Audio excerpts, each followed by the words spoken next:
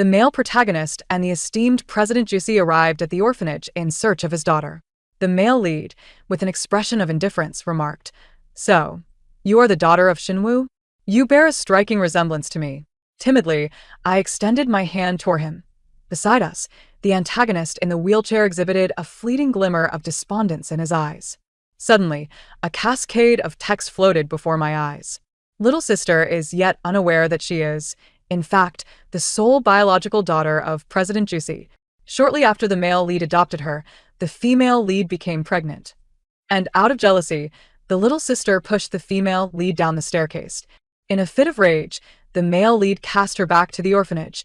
The little sister, in tears, attempted to flee back home but was ultimately abducted along the way. Such a pity, for President Juicy has but one daughter in his lifetime. Had he known that the child of his cherished one was his own, perhaps he would not have so prematurely concluded his own existence. With a sudden burst of determination, I wrenched my hand from the male lead's grasp and, with my little legs in motion, sprinted to the man in the wheelchair, exclaiming with fervor, "Father, at long last, I have awaited your arrival." Lu Jinghe gazed at me, his expression intricate. "I am not your father." The onlookers murmured softly, "That girl is truly trying to gain attention. Who isn't aware that President Liu lost his ability to procreate after that car accident? Shou, are you seeking death? Moreover, President Liu is here to search for his first love's child. I heard it's a boy." The beautiful secretary intercepted me, her tone somewhat grave. "Young lady, please do not get too close to President Liu." I brushed past her, seizing Lu Jinghe's large hand and placing it against my face, my expression sincere. "Father, look how much I resemble you." On the side, when Su's face darkened, he turned my shoulder towards him. "I am your father. Your mother, Shinwoo, got pregnant without informing me and vanished for 5 years." I looked at his sullen face, feeling a twinge of fear as I retreated slightly. "No, you are not." Ignoring my protest, when Su scooped me up, intending to seek out the headmistress for adoption procedures, I struggled fiercely, yet could not escape the man's strong embrace. Lu Jinghe observed the scene, suddenly speaking. "Wait," he stated in a low voice, "I want her." The expressions of the crowd shifted dramatically, especially the secretary beside Lu Jinghe, whose face turned a shade of green. When Su frowned, "But President Liu, you clearly know she is my daughter. How can President Wen prove that?" I joyfully wriggled free from Wen Su's grasp and rushed toward him. "Father." Lu Jinghe bent down to catch me, securely placing me on his lap. He prepared to leave with me. Wen Su's voice dripped with sarcasm. Shinwoo had only one man in her life. If the child isn't mine, then whose could it be? Sitting in Lu Jinghe's embrace, I felt his body tense momentarily. He then spoke lightly. "Then I suggest President Wen discuss this with my lawyer." 2. How wonderful! I finally have a father. I was elated throughout the journey. Perhaps it was merely my imagination, but the secretary seemed to harbor a dislike for me. She sat in the passenger seat, casting me several disapproving glances. "President Liu, holding the child may be inconvenient. Why not let me take her?" the secretary suggested gently. Instinctively, I nestled closer to my father, burying my face in his embrace. He patted my head. "No need, let her be." The Liu residence was vast and imposing. Such a splendid house, one I had only seen on television. Gazing at the polished floor tiles and then at my grimy shoes, I couldn't help but feel a sense of awkwardness. "Hey bro, why are you bringing another man's daughter home?" A languid voice chimed in, tinged with jest. "Aren't you afraid of a beating?" I looked up to see a young man, somewhat resembling my father, approach. He wore a loose, comfortable gray sweater, was quite tall, and had long legs. So handsome. I stared at him in awe. The man tousled my hair. "You must be Shinwoo's daughter?" I nodded. "Those eyes are just like hers." He was strikingly attractive, but his smile had a mischievous edge. "What's your name, little girl?" Shen An. "Where's your mother?" I lowered my head, biting my lip, remaining silent. My father's deep voice resonated. "From now on, do not speak nonsense in front of Anan. If you do so again, you can forget about driving a race car." The man raised an eyebrow, scooping me up and placing me on his arm. All right, I'll protect her. "Seems like you've forgotten your dear brother now that you have a daughter." He pinched my cheek. "Little Anan, let me introduce myself. I am your father's brother. You should call me uncle." I clutched the hem of my clothes, my face turning crimson as I murmured, "Hello, Uncle." He paused, then burst into laughter. "Aside from that annoying biological father, you're quite adorable." "Lu Jingye," my father warned with a hint of menace. All right, I won't say another word." Lu Jingye carried me upstairs. "Uncle will show you your room. It's a super beautiful princess room." I wrapped my arms around his neck, obediently nodding. By the way, as we ascended the spiral staircase, he suddenly seemed to recall something. Turning back, "Does Grandma know about adopting Inan? You know how stubborn and traditional she is. She probably wouldn't accept Inan." My father fell silent for a moment. "I will handle this matter. You take Inan upstairs." I detected a hint of uncertainty in my father's tone, tightening my heart. Did my father's grandmother not like me? 3. With this worry weighing on my mind, I spent the entire night in turmoil, unable to fall asleep. Even though the bed here was larger and softer than those in the rental house and orphanage, and it smelled delightful, I felt a profound sadness. If only my mother were here. I clutched the corner of the blanket, feeling despondent. Wherever my mother was, I would never have to fear being cast aside. Outside, thunder roared, and rain poured incessantly, accentuating my smallness and vulnerability.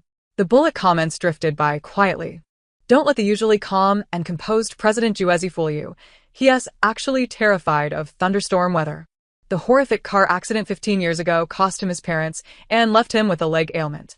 Whenever such weather strikes, he suffers from intense pain and persistent fever. Fearing discovery by others, he consistently locks himself in his room under the guise of work, forbidding anyone from disturbing him." Outside, the thunder crashed, reverberating in my ears. I trembled at the sound. Did my father fear thunderstorms too? If I was frightened, he must be even more so. No. I must comfort him. Clutching my small blanket resolutely, I leaped from the bed. After a moment's thought, I grabbed the uneaten potato chips.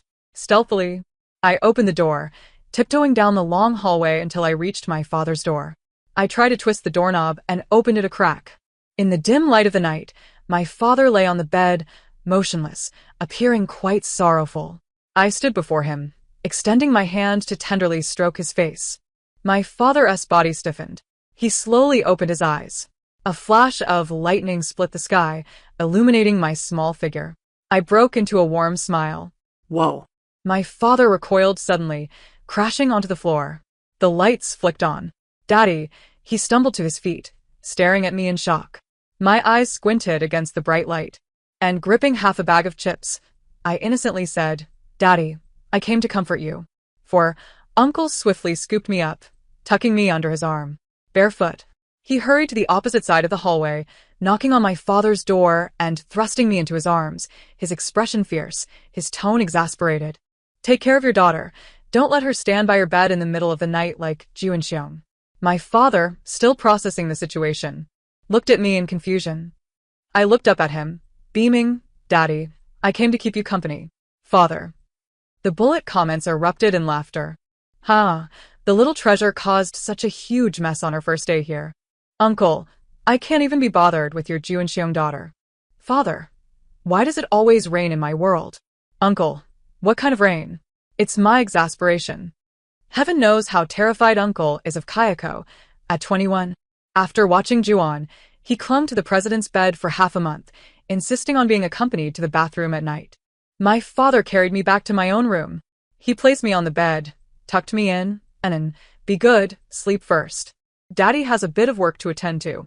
I observed my father's pale face, slightly weary. His hands felt so warm.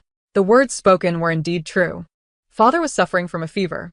Just as he had settled me comfortably, he intended to retreat to his study. In a moment of desperation, I tumbled from the bed. Wincing in pain, "Father, I am afraid of the thunder. Could you stay with me?" Generally, adults tend to be concerned about appearances. Even when frightened, they strive to feign bravery. However, as a child, I was unencumbered by such concerns. Father hesitated for a moment. Sitting on the floor, I wiped away the non-existent tears. With a sigh, he lifted me from the ground and placed me back on the bed, lying down beside me. I gazed at him with my wide, sparkling eyes. "Father, may I tell you a story?" He replied, I recounted several tales, but soon found myself at a loss for words. Yet, Father remained alert. showing no signs of fatigue. I leaned over to his pillow. Father, may I sing you a song? I sang softly, gently patting his back just as mother used to do. As I sang, weariness began to wash over me. I earnestly wished to comfort father, but the drowsiness overwhelmed me. Sleep now, my dear treasure. A gentle hand tucked the covers around me and brushed my forehead. I sniffled. Father, do not be afraid. A UN will always be by your side. Father remained silent for a long while before murmuring, outside, the thunder seemed a little less frightening. In the morning I awoke, my consciousness still hazy. I could faintly hear the sound of uncle and father arguing outside the door. Brother, tell me the truth. Did you adopt a UN in preparation for acquiring the Wen family soon? After all, she is the biological daughter of Wen Su. Adopting her is akin to securing a hostage to deter the Wen family. Don't tell me you adopted her simply because she is Shan Wu's daughter. Brother, when have you ever engaged in a losing business deal? I pushed the door open, yawning. The conversation abruptly ceased. Uncle and father turned to face me, their expressions awkward and stiff. Rubbing my sleepy eyes, I asked in confusion, Father?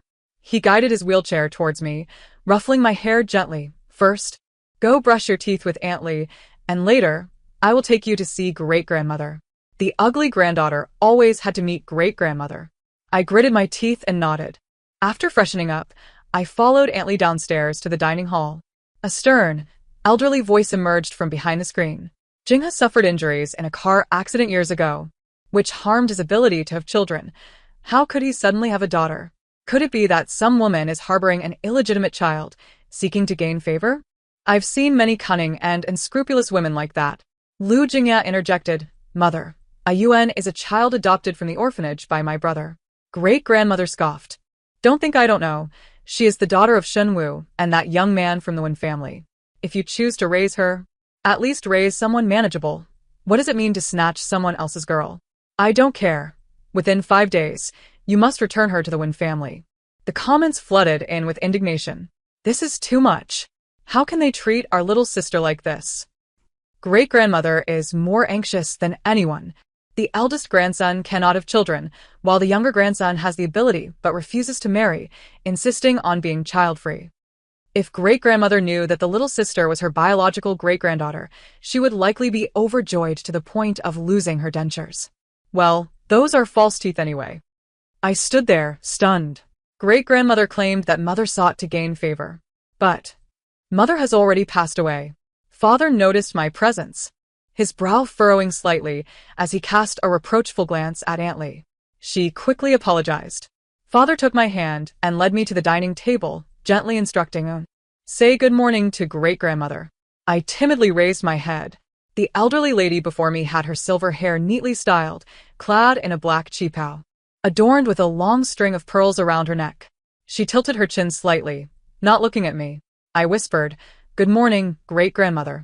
Great-grandmother glanced at me, her eyes lingering on my earlobe for a few seconds before shifting away. Father's tone grew serious, grandmother. Only then did great-grandmother respond. All right, let's eat. Uncle pressed me into a chair, placing a small dumpling in my bowl, cheerfully saying, don't be afraid, Ayun. Great-grandmother simply woke up too early and is a bit grumpy. I received my fair share of scoldings from her when I was little. Great-grandmother shot Uncle a glare. I lowered my head and ate from my bowl. The truth was, I knew. Great-grandmother did not like me, and neither did Uncle. They both believed I was not Father's child. No matter how much I insisted, it seemed no one would believe me. So, I would cherish these 5 days spent with Father. It was all right. Even if it was only 5 days, it was still wonderful. At least I knew I had a father, and when other children mocked me, I could proudly retort, I, Shuna Yuan, am not an orphan. Swallowing the bitterness lodged in my throat, I looked up to find Father attempting to pick the carrots out of his salad. Great-grandmother disapproved, Jingha, no picky eating. Yes, Father. One must not be a picky eater. I nodded. Mother said carrots are very nutritious. If a Yuan does not drink milk, she won't grow tall. And if you do not eat carrots, Father, you too will not grow tall. All eyes turned to Father. Lu Jingha glanced at the carrots in his bowl and, with some difficulty, placed them in his mouth. He then forced himself to swallow. The CEO has never liked vegetables since childhood, only eating meat, leading to a deficiency in vitamins. Great-grandmother has exerted considerable effort to ensure the CEO consumes carrots. Carrot corn rib soup, stir-fried carrot shreds, oil-braised carrots, carrot braised rice. After decades of subtle rivalry, it was unexpected that little sister could make the CEO swallow them with just 2 sentences. Great-grandmother's feelings were undoubtedly complex.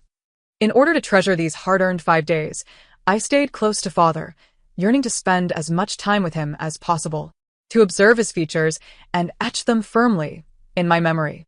Father hesitated several times, as if on the verge of saying something, but upon meeting my gaze, he withdrew. In the afternoon, father was engaged in a video conference in his study. I busied myself nearby, playing house with his trophies and antique porcelain. From the video, I could see uncle and aunt sneaking glances at me, exchanging surprised looks. As the meeting progressed, father grew restless, rubbing his fingers together, unconsciously reaching for the cigarette box on the table. Suddenly, he realized something and looked down at me. I blinked. Father pursed his lips, reluctantly setting the cigarette down. The people in the video exchanged knowing glances, their lips curling up with barely contained amusement. Ultimately, father sent me outside. I was in the courtyard, catching goldfish when I spotted great-grandmother in the distance, seated in a rocking chair, engrossed in a book. She wore reading glasses, leaning in closely, seemingly straining to read. I approached her softly, asking, "Great-grandmother, do you need help reading? Have you been to school?" "Not yet." "If you haven't been to school, how can you recognize any words?" I stared at my toes. Mother taught me many words before she passed. She said I was wonderful and had a photographic memory. Photographic memory? Great-grandmother appeared taken aback. That is indeed similar to Jingha. I held the book and began reading aloud with clarity. Great-grandmother's expression gradually became intricate. After finishing a few pages, my throat felt parched. "All right, drink some water to moisten your throat." Great-grandmother handed me a teacup from beside her. She sighed. If only Jingha could truly have a child. Have you all noticed how much President Liu has changed since Missinen came to our home? Indeed. President Liu used to be a quintessential workaholic, living like a robot programmed to follow a set routine. Now it's different. He makes 5 or 6 calls home each day, constantly monitoring Missinen's whereabouts, and he returns home earlier by the day. You wouldn't believe it. But Missinen reads to the old lady every day, and even helps her with leg massages and tea. That little short-legged girl is so attentive. It makes me quite fond of her. The old lady is smiling more and more, although she always pretends to maintain a stern expression when she notices. Alas, it's a pity that Missinen is not President Liu's biological daughter. The old lady certainly would not tolerate President Liu raising another's child. I sat in the hall watching television while a few servants whispered in the corner. I counted on my fingers and realized that tomorrow would be the last day. Coincidentally, It was also my birthday. I took a few deep breaths, suppressing the welling emotion in my nose. Looking on the bright side, at least this year I could celebrate my birthday with my father. The next morning, I clung to my father's neck, snuggling into his embrace. Dad. Can you take me to the amusement park today? Today? My father's voice was laced with amusement. I need to check the schedule with my secretary. Oh, I said, my head drooping in disappointment, only to lift it again with hope. Then can you come home early today? Is that all you want to do? After all, this might be the last time. My father pondered for a few seconds, lifting me up by my arms. Then Anin will go with Uncle this morning, and I'll come to find you at noon. I cheered and threw myself at my father. Mom, my childhood wish is finally about to come true. As noon approached, the sun rose higher in the sky. I sat on Uncle's shoulders, holding a bunch of balloons. Lu Jingye set me down on a wicker chair outside the ice cream shop, wiping the sweat from his brow. My little ancestor, have you really never been to an amusement park? You want to play with everything you see? I nodded, yes. Suddenly, Uncle seemed to realize something, his expression momentarily stunned. He turned his head and coughed into his hand, resignedly saying, "All right, you stay here while I go buy you some ice cream." I happily agreed. However, after waiting for quite a while, Uncle still hadn't returned. I stood up, glancing around. A young boy in white approached me, extending a cone. "Little girl, are you Shininen?" I didn't take it. Mom said not to accept gifts from strangers. The screen was filled with excited comments. Ah, Wenishwan. The character stealing aside from the cold-blooded CEO. Gentle, clean, upright, He and his brother Wen-su are simply two extremes. If he were to raise a little girl, their daily life would surely be warm and adorable. Hee, waiting for them to grow up together. This was the first time I saw such a lively reaction in the comments. Looking closely, the elder brother in front of me was handsome, with a gentle demeanor. He certainly didn't seem like a bad person. Reluctantly, I accepted his ice cream cone. When Ishwan bent down to pick me up, a smile playing on his lips. I heard you are my brother's daughter? I instinctively retorted, I'm not your brother's daughter, I'm Lu Jinghe's daughter. When Ishwan chuckled, Lu Jinghe can't possibly have you. I asked in confusion, why not? The comments kept saying Dad was a cold-blooded CEO. I knew what a CEO was. But what does cold-blooded mean? Does it mean lame? When Ishwan fell silent for a moment, you're too young for me to explain. He playfully pinched my cheek. By the way, you can consider me your uncle. Brother, can you help me find Uncle Lu Jinghe? I got lost from him. Call me uncle. Uncle brother. Can you help me contact my dad? I remember his number. It's uncle, not brother. But you look so young, not like an uncle. Uncle is the title based on our generational relationship. Then uncle brother. When will you take me to find my dad? When Ishwan squeezed his eyes shut tightly, taking a deep breath. I'll take you to him right now. Ha ha ha. Every sentence has a response, yet no agreement. Little girl, does that mean your name is uncle, brother? That year, alas, her eyes were filled with thoughts of Dad. At my insistence, we circled the shop. But uncle was nowhere to be found. I had no choice but to follow Ishwan to another place. In the distance, I spotted a familiar figure. I was initially elated, thinking I would finally see my dad. But as I drew closer, I realized it was Wen-su. When Ishwan set me down and gently instructed, "Then, be good and go find your dad." Wen-su squatted down, extending his hand towards me. "Then come here, to daddy." I stood still, hesitating. The comments alerted me to the presence of Wen-su's beloved, Wan-shi, standing beside him. She paused momentarily upon seeing me, but then bent down with a gentle smile. "Hello, Anan, I'm your dad's girlfriend. You can call me Aunt Shishi." I tugged at Ishwan's sleeve, looking up at him. "Brother, when will Dad come to pick me up?" Wen-su's face visibly darkened. He coldly said, "Anan, I am your father, your biological father." I lowered my head, biting my lip in silence. "Has your mother never told you who your real father is?" I hesitated, slowly responding. "Mom said Dad is a very kind and gentle person, and it was her fault." I looked at Wen-su, the rest of my sentence unspoken. "But you don't seem gentle at all. In fact, you've been quite fierce." Wen-su snorted coldly. "She knows she owes me." He approached and picked me up. "Tell Daddy, where has your mother gone?" I pressed my lips together. After a long pause, I finally said, "Mom is already dead." Wen-su stiffened for a moment, then scoffed. "What's this new trick?" I did indeed give her to Lu Jinghe for a project back then, but that was because I knew Lu Jinghe wouldn't harm her. If she wanted revenge on me, why has she never come to find me all these years, secretly giving birth to my child? Hearing this, Wan-shi paled. "Uncle, I'm not your child," I earnestly defended. "I'm Lu Jinghe's child." Wen-su's eyes darkened with storm clouds, yet he laughed. "Lu Jinghe is incapable of having children. That's a well-known secret in the capital." Anan. A familiar voice rang out from nearby, gentle yet powerful. I looked up, joyfully exclaiming, "Dad." Lu Jinghe approached me in his wheelchair. "Come here." I struggled to jump down. Wen-su had no choice but to set me down. I joyfully rushed into my father's embrace, letting him lift me onto his lap. Dad coldly glared at Wen-su and the others, abducting someone else's daughter in public. President Wen should expect a lawyer's letter. Why deceive yourself, President Lu? We all know Anan is my daughter. Dad remained calm. I refused to repeat myself. Unless President Wen can provide evidence, refrain from making baseless claims. You are obstructing Anan from undergoing a paternity test with me. Are you not simply fearful of the outcome? Wen-su's voice was laced with anger. Without the consent of the parties involved, President Wen lacks the authority to conduct a DNA test, and I, at present, am Anan's legal guardian. My father gently pinched my cheek, signaling to the assistant beside him to present an exquisite crown. This is a gift from Daddy. Do you like it? I nodded vigorously, my eyes sparkling with delight. It is simply breathtaking. The barrage of comments erupted in astonishment. This is no mere child's toy. It is a genuine ruby crown, A pure, natural pigeon blood red, its auction price was even reported by the media. The president casually gifted it to a 5-year-old child. I am utterly envious of this statement.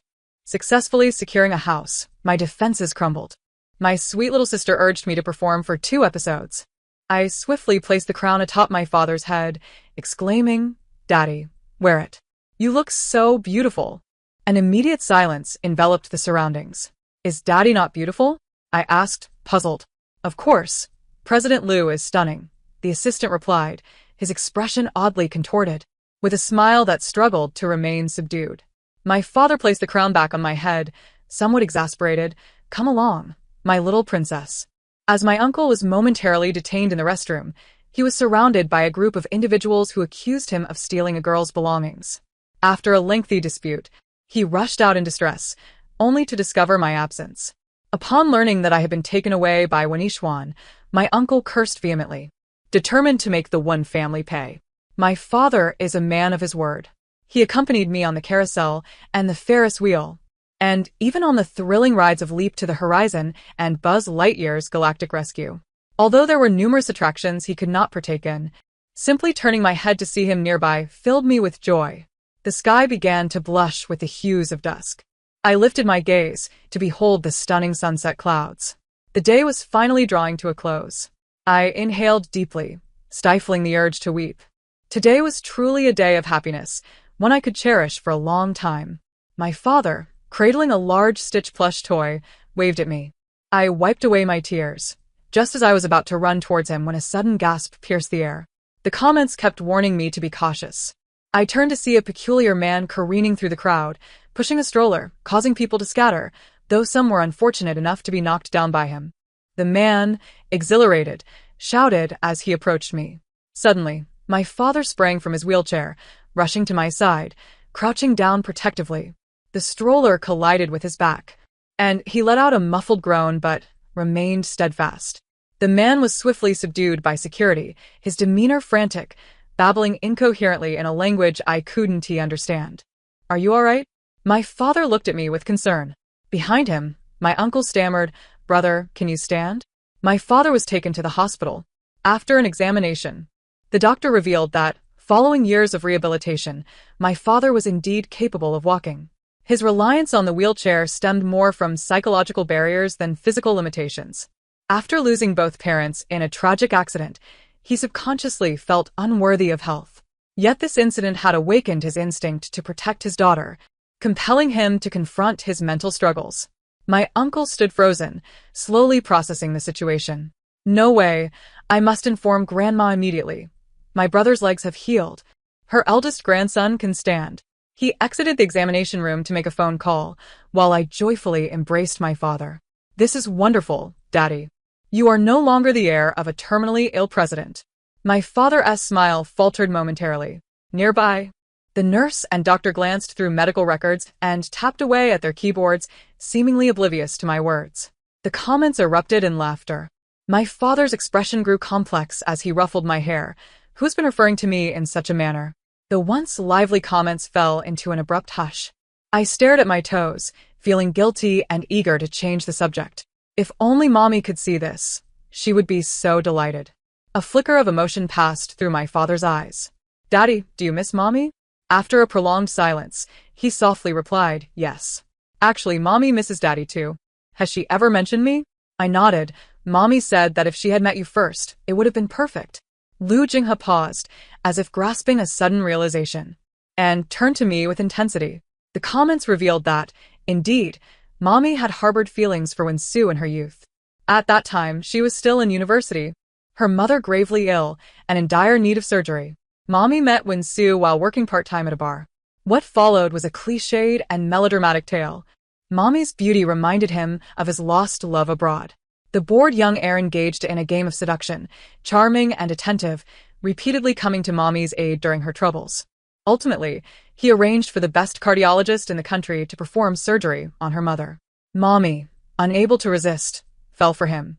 Yet, unbeknownst to her, the moment she fell in love was the exact moment he lost interest. How tedious, Wensu thought at the time. Thus, he ceased to conceal his preferences. allowing various women to flirt and drape themselves affectionately upon him, their delicate arms entwined around his neck. Mommy felt utterly bewildered. She could not fathom his sudden transformation. An attractive model at the pool exclaimed, "Ah, President Wen, the diamond ring you gifted me has fallen." She covered her mouth, distressed. "What should I do? That was the ring you took from me at the charity gala, worth 3 million. Yet when Sue's gaze was fixed upon Mommy, "You, go help her retrieve it." He suddenly smiled. 3 million could save your mother's life several times over. Mommy fell silent, then made her way to the pool, donned in swimming goggles. Struggling to search in the vast water, everyone paused, some mocking, others looking down upon the scene. A torrential downpour began. The crowd dispersed. When Sue sat by the floor-to-ceiling window, champagne in hand, observing Mommy's slightly disheveled figure in the rain, until a man in a wheelchair appeared, signaling his bodyguards to pull Mommy from the pool, offering her a towel and a hot cup of coffee. Subsequently, a thorough search of the party's attendees ensued. Ultimately, the ring was discovered in the model's bag. When Sue observed the spectacle, a knowing smile curling at the corners of his lips. To secure a project in Beihai, when Sue gifted her to my father, he watched the pallor of Mommy's face gradually fade. "Xin Wu, after this, we shall consider ourselves even." The entire city was aware of Lu Jinghe's hidden affliction. After all, nothing significant would ensue. Mommy pondered seriously for a moment before responding, "All right.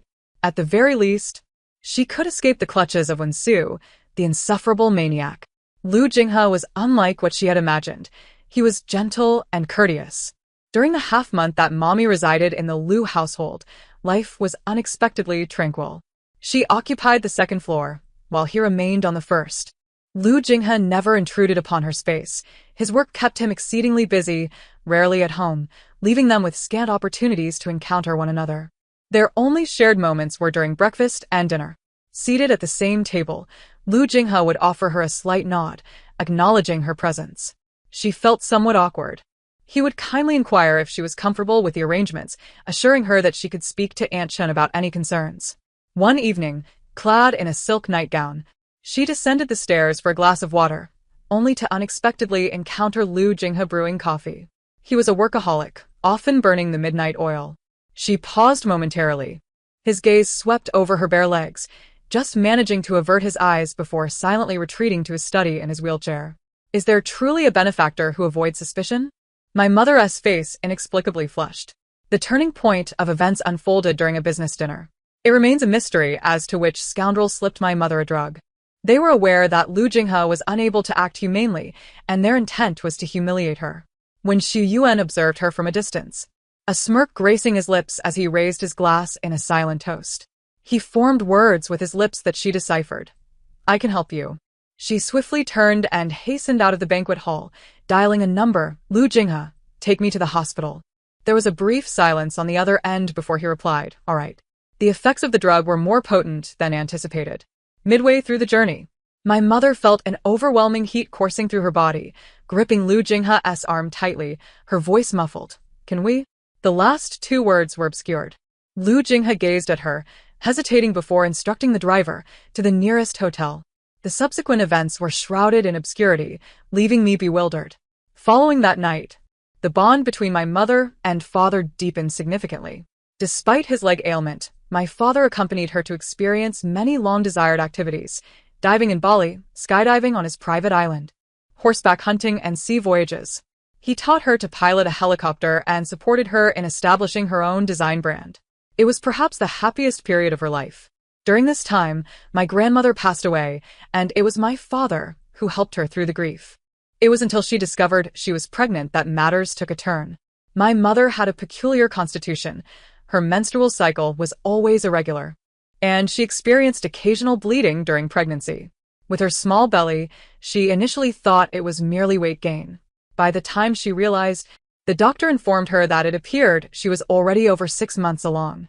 She was uncertain whose child it was, considering Lu Jinghe's inability to conceive. Based on the timeline, it could also be Wen Su. The months had progressed too far for an abortion. In a state of confusion, my mother left a breakup letter and fled from the capital, choosing to give birth in a remote town. She did not know how to convey the truth to my father, nor did she believe any man could accept that the woman he cherished bore another S child. She wished to spare Lu Jinghe the pain, as well as her own child S.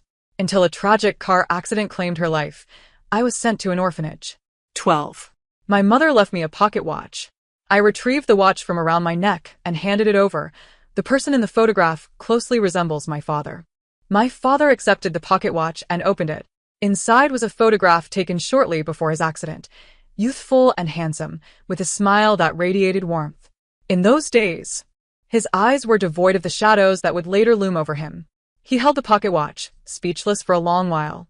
It was the least valuable among the gifts he had given Xinwu, yet it was the only item she had taken with her. Great-grandmother rushed in, flustered. Jinghe. Her voice trembled. My father rose from his wheelchair, moving slowly towards her, each step somewhat stiff. Yet, great-grandmother gazed at him with tears brimming in her eyes. He opened his arms and enveloped her in a heavy embrace. Grandma. Great-grandmother closed her eyes, tears streaming down the creases of her wrinkled cheeks. Even my usually unruly uncle had reddened eyes, turning away to cough a few times. Isn't it said that a father's love is profound? If it weren't for an S accident, who knows how many years my brother would have spent in that wheelchair. Grandmother wiped her tears, bending down to gently caress my face, and in is our family's little lucky star. 13. Perhaps great-grandmother was too elated. For several consecutive days, she forgot to mention sending me away. Just when I secretly rejoiced, believing I could avoid leaving, when Ishwan arrived with gifts. He politely bowed to the elders, his 15-year-old frame standing straight like a young sapling. I apologize for intruding. It is a matter of necessity. You see, my brother was in a car accident a few days ago. At the time, he had been arguing with Wan Shi while driving. Overwhelmed by grievances, she pretended to jump out of the car. He reached out to stop her, resulting in a collision with a small truck. The accident was not severe, yet it grievously injured him below the waist. The doctor informed them it could lead to permanent infertility, and in maybe my brother's only child in this lifetime. So, I must take her back to the Wen family. If Mr. Liu has any doubts, we can conduct a paternity test with my brother and then once the results are in, everything will be clarified. Before my father could respond, great-grandmother furrowed her brow. She scoffed, refuting with displeasure. An is the child that Jinghe legally adopted from the orphanage. You can't just demand a paternity test whenever you please. Why didn't you do this sooner? Moreover, it is evident how deeply An's mother and Jinghe loved each other. I can unequivocally assert that An is indeed our Jinghe's daughter. The old lady's words resonated with authority. My father and uncle were taken aback, gazing at her in astonishment.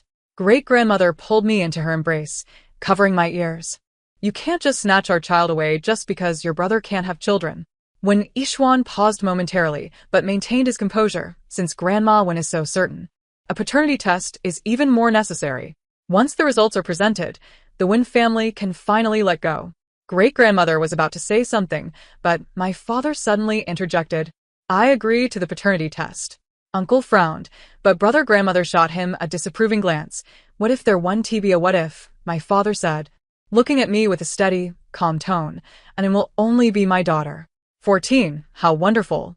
My father finally believes in me. He contacted a familiar biology professor and waited outside the lab for the test results. It would take at least 3 hours.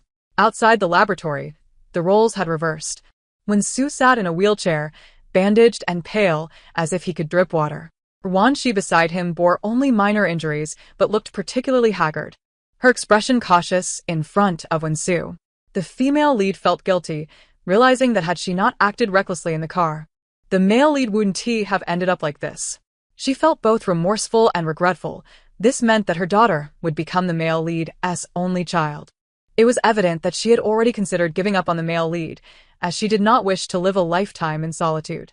Once the male lead recovered, she planned to leave with the supporting male character abroad. This time, she would leave and never return. When Su spotted me, his expression softening slightly, and then, come to daddy. He beckoned me over. Seeing his pitiful state, I approached slowly, filled with sympathy for the disabled. When Su gently touched my face, his tone warm, Daddy knows he has wronged you and your mother before. Once the results are in, I will make it up to both of you. Hearing this, Wan Shi seemed to breathe a sigh of relief. It appeared she truly wished to sever ties with Wen-su. Mother is already gone, I softly reiterated. Uncle Wen, why don't you believe me? Wen-su gazed at me, seemingly reassured that I was not lying, the color draining from his face inch by inch. When Ishwan squatted down, stroking my head, his gaze was clear and gentle, contrasting sharply with his brother's. Promise me, once the results are in, you'll return home with Uncle, all right? I shook my head, declaring, I am my father's daughter. I cannot return home with you. Upon hearing my words, Wen-su's previously rigid expression softened slightly. He fixated on me, the veins on his forehead bulging, and asserted, at the very least, I can ascertain that you are indeed my child. Beside us, my great-grandmother rapped her cane and huffed. Do not speak too soon, lest your expectations soar only to meet with greater disappointment. Nevertheless, her gaze towards the laboratory betrayed a flicker of anxiety and unease. My father approached, guiding me to a nearby chair. He retrieved a cup of water and my favorite snacks from his bag, adeptly feeding me while wiping my mouth. Did the blood draw hurt? He inquired. I nodded, mumbling, it hurt a lot. Please don't do it again next time. My father smiled. All right, I promise. There will be no next time. Wen-su observed the tender scene between father and daughter, yet his complexion turned somewhat ashen. The laboratory door swung open, and the professor emerged briskly, clutching a report, his expression grave. He frowned. The results are in, but what? My great-grandmother